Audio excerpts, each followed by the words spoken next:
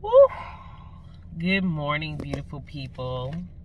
It's Deanna, your face stylist, and I'm here getting my emissions test done.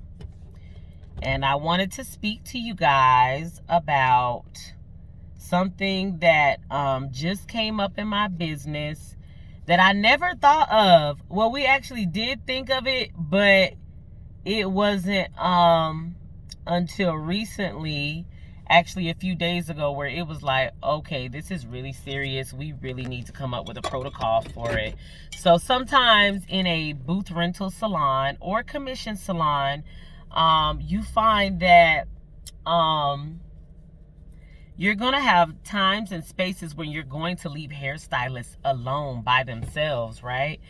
And what I have learned by trial and error, just by mistakenly having an incident happen in my salon, is that you have to have an emergency protocol. So like in beauty school, they teach you how to have a let me lock my door. I be swearing somebody gonna come get me. But in beauty school, they teach you have to have a way to exit the building if there's a fire. If there is an active shooter, they teach you what to do, right?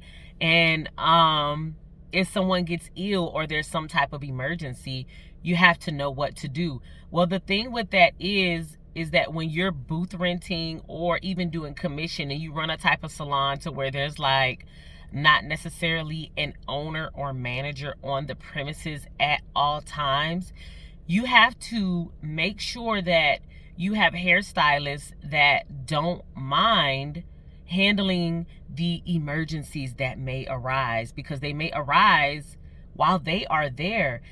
Some things to pay attention to is if you guys service elderly people that may be ill or handicapped. Also, if you have young children, and we all know that most of the time the parents like to leave the young children and then come back and get them a couple of hours later.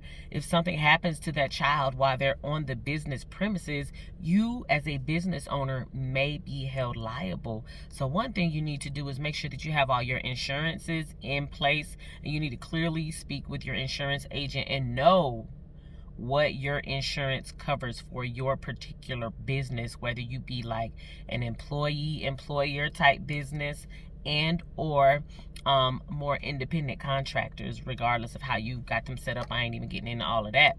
But so we had a young man pass out at the salon, and my ladies did a great job of making sure that he was fed and he got some food. And he was a younger guy, like, 17 or 16 or something like that. But what happened was I didn't find out about the situation until I just happened to run into his parents in Costco. And they're like, oh my goodness, our son passed out in your salon today. Was everything okay? And I'm looking at the parents like, I don't know. Nobody told me, because I was off that day, right? So it made me stop and think like, oh my God, my salon is so open and vulnerable as a business entrepreneur, a business owner of a brick and mortar.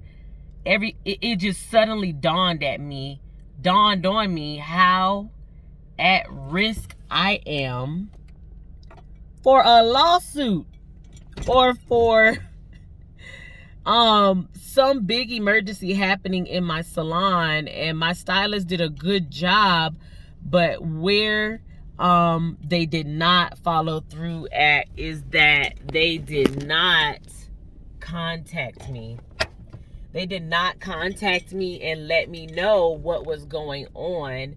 So that alone was something that left me super vulnerable, because I can't defend them. I can't report things that may have needed to be reported to maybe an insurance agent, things like that. You should have a documentation book within your business so that anytime there is an instant in your business where something that is OOO, and by OOO, it's a term that I came up with I was going to call it ooh, but I was like, nah, that's just too much. We're just going to call it OOO. It's out of the ordinary, right? And then I had to be humble and say, D, have you ever taught these young women what is out of the ordinary and what is the definition of an emergency? And sometimes you've got to slow down and humble yourself like I did, because at first I was like mad. I was like, why didn't anybody tell me? What part of common sense don't you have that you can't call me and tell me what's happening in the salon that you work in? And I'm the owner, I'm the manager, I'm the person that runs everything. Like, anyway, I had to humble myself and say, look, maybe they don't know what an emergency is. Maybe they're not sure what an out of ordinary circumstance is. So if you're getting into business, salon ownership, if you're already in it and you do not have an out of ordinary procedure in place, you can't get mad at your hairstylist or your employees when they don't know how to handle a situation, which is why when you're in school, when you are in all types of corporate environments, they run drills once or twice a year so that people know what to do in the case of an emergency.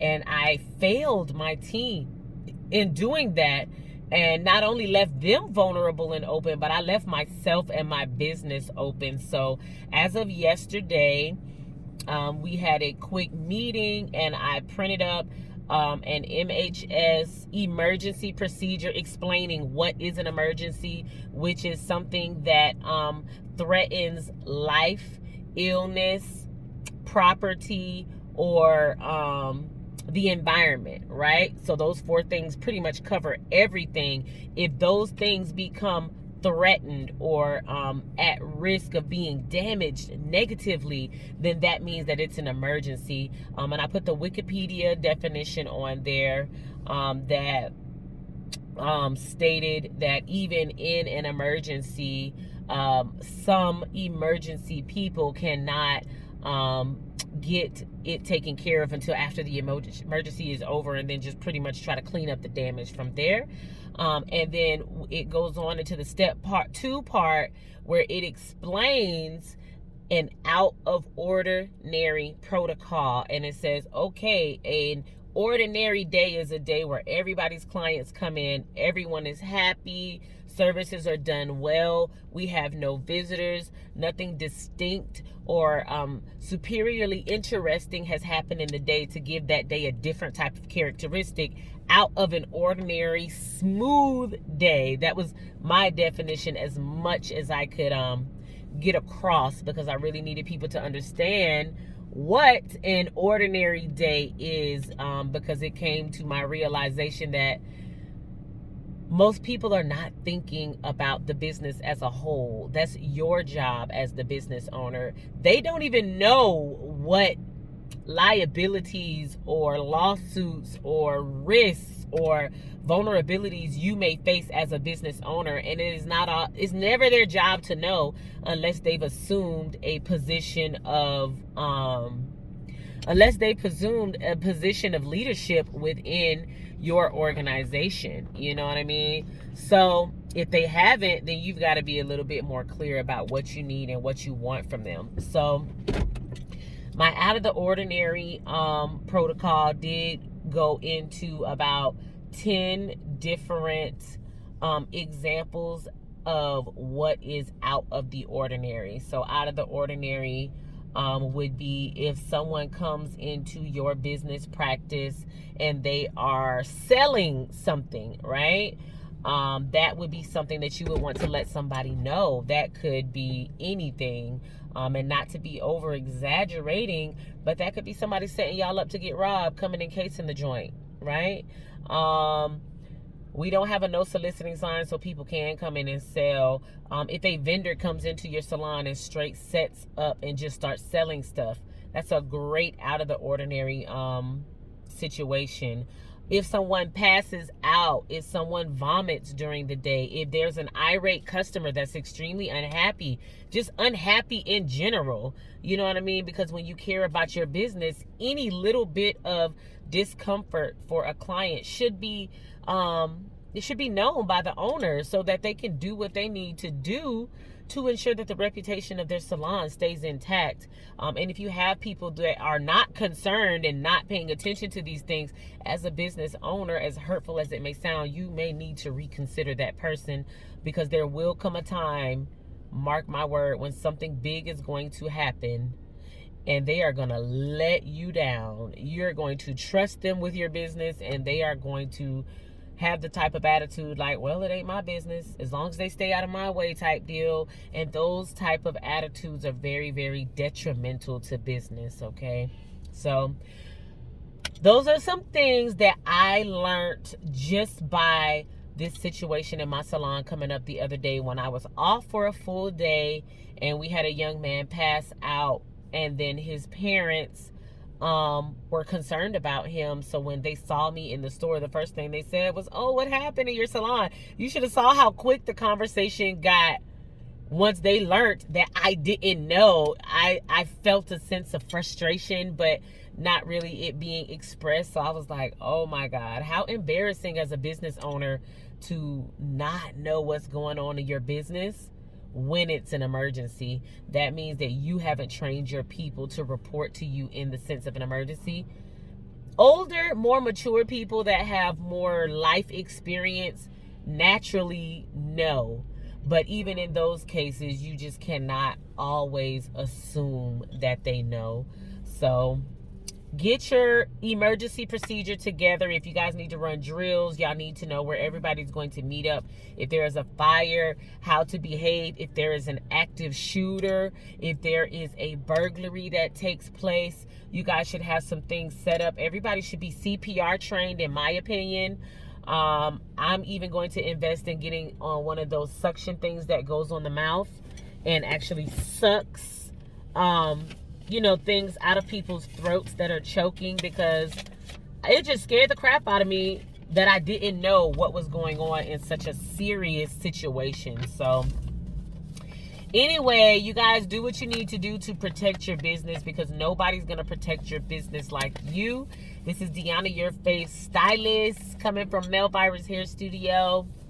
And now it's time for me to get my emissions test. I will see y'all on the next video.